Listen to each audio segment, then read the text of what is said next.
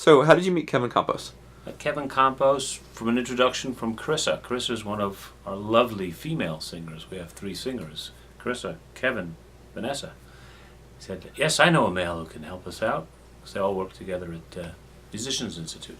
How many singers did you go through before you decided on Kevin for the first installment of the Lane Project? First male singer.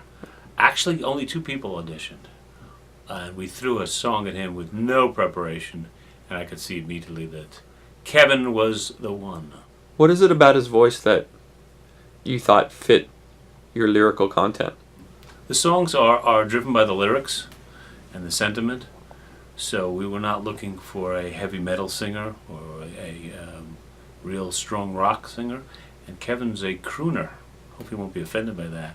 Kevin's like the perfect crooner, real sentimental, much more in the Sinatra range than the Robert Plant range, so that fits the songs. So tell me about Moments of Mercy. I understand that this was the last song that was added onto this EP.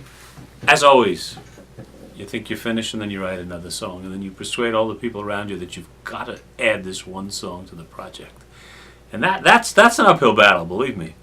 And I wrote it as a love song, of course. It was about one person who needed moments of mercy. And thanks to my co-producer, Jared Segal, and my wife, we'll have to say Elise, and to Kevin, it grew from a one-to-one song to a statement about the larger world. And the words were rewritten many, many times. I usually don't do that. Many, many times to reflect the larger world without getting too political or too religious or too anti-religious. And we finally settled on the song that just hits it.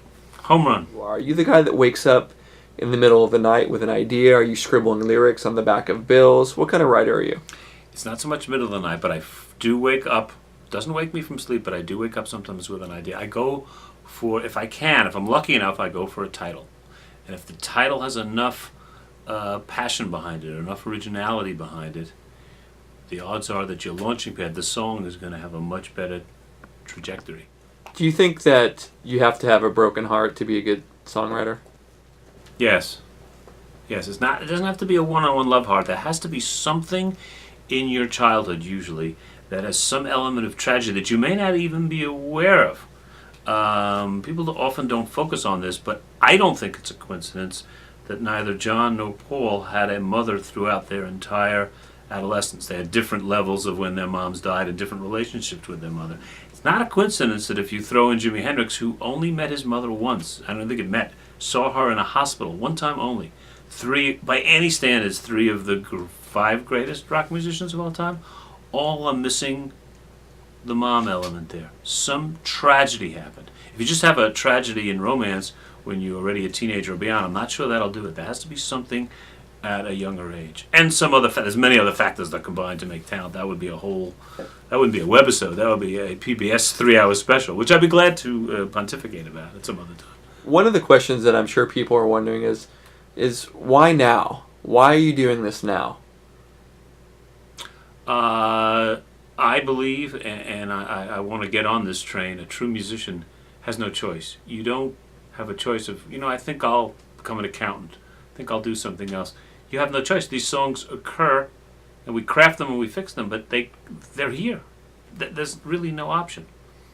When you finally finish this record, what's it going to mean for you to actually hold that physical product in your hand after over a year's worth of work? I won't know till that occurs. It's probably going to be a little melancholy, a little bittersweet, because it means the end of one era, although we're planning to do a whole lot of other things.